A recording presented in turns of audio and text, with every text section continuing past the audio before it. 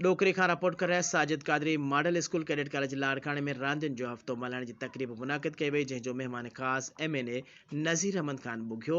MNA नज़ीर अहमद ख़ान बुघियो जो model school cadet college लाड़काने पहुंचण ते प्रिंसिपल कैडेट कॉलेज लाड़काने ब्रिगेडियर गुलाम रज़ा, हेड मास्टर रियाज़ अहमद समूह इस्तक़बाल कयो। प्रोग्राम में स्कूल जे हेड मास्टर रियाज़ अहमद समूह आजियाणो ॾींदे चयो त model school cadet college Larkana हिकु मिसाली स्कूल आहे, जिते सभई शागिर्द ऐं शागिर्दियाणियूं इल्मु हासिल करे रहियूं आहिनि ऐं केतिरा ई शागिर्द ऐं शागिर्दियूं हितां पढ़ी वॾनि तालीमी इदारनि जे ज़ीनत बणिजी विया आहिनि। उन मौक़े ते MNA शुक्रियो अदा कयो, जंहिंखां पोइ रांदियुनि जी शुरूआति कई वई, जंहिंमें ॿारनि मुख़्तलिफ़ रसाकशी, बैडमिंटन, वॉलीबॉल, फुकणी फाइण ऐं सिंधी गीतनि ॻाए पोज़ीशन हासिल कई। तक़रीब खे ख़िताब कंदे MNA नज़ीर अहमद ख़ान बुघियो चयो त model school cadet college Larkana में अची शागिर्दनि ऐं शागिर्दनि जी महिनत ॾिसी ख़ुशी थी आहे। असांजे इलाइक़े में अहिड़ा इदारा आहिनि जेकी बहितरीन इल्म जी दरसगाह बणियल आहिनि। उन मौक़े ते model school cadet college Larkana जे सोलर सिस्टम जे लाइ 10 लख रुपया ॾियण जो ऐलान कयो। आख़िर में इनाम हासिल कंदड़ शागिर्दनि ऐं शागिर्दनि खे इनाम तक़सीम कया विया।